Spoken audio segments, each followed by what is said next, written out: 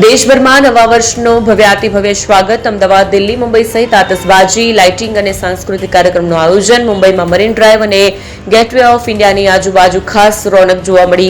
વારાણસીમાં ગંગા ઘાટના કિનારે યોજાયેલ આરતીમાં લોકો સામેલ થયા. દેશભરમાં નવા વર્ષનું ભવ્યાતિભવ્ય સ્વાગત કરાયું.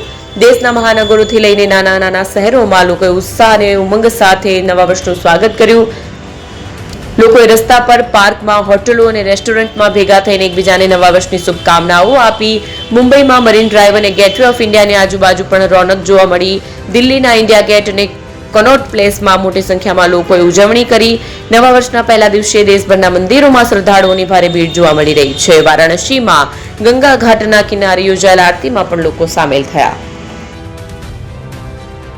कटरा में मौजूद हैं और बात अगर की जाए नव वर्ष के आगमन पे जितने भी श्रद्धालु हैं वो माता के दर्शन करने के लिए, माता का आशीर्वाद लेने के लिए यहाँ पे पहुँचे हैं। और इस समय की अगर बात की जाए तो काफ़ी ज़्यादा रश भी जो है वो देखने को मिल रहा है। मैं अपने कैमरामैन से कहूँगी कि पैन करके आपको दिखाएं कि कितना ज़्यादा रश जो है वो इस समय देखा जा रहा है, जहाँ यात्रियों की भीड़ जो है वो देखने को मिल रही है। और इसी के चलते सिक्योरिटी के भी पुख्ता इंतज़ाम किए गए हैं।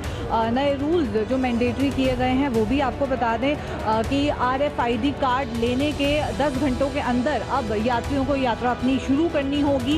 साथ ही साथ 24 घंटे के अंदर उन्हें बाणगंगा वापस आना होगा, यात्रा ख़त्म करनी होगी, क्योंकि बहुत ज़्यादा रश जो है वो देखने को मिल रहा है। श्रद्धालुओं की भीड़ यहाँ देखी जा रही है। और इसी के चलते सिक्योरिटी पॉइंट ऑफ व्यू से देखा जाए या क्राउड मैनेजमेंट के पॉइंट ऑफ व्यू से देखा जाए तो उसको लेके तैयारियाँ जो हैं वो लगातार देखने को मिल रही हैं श्राइन बोर्ड की तरफ से। जी।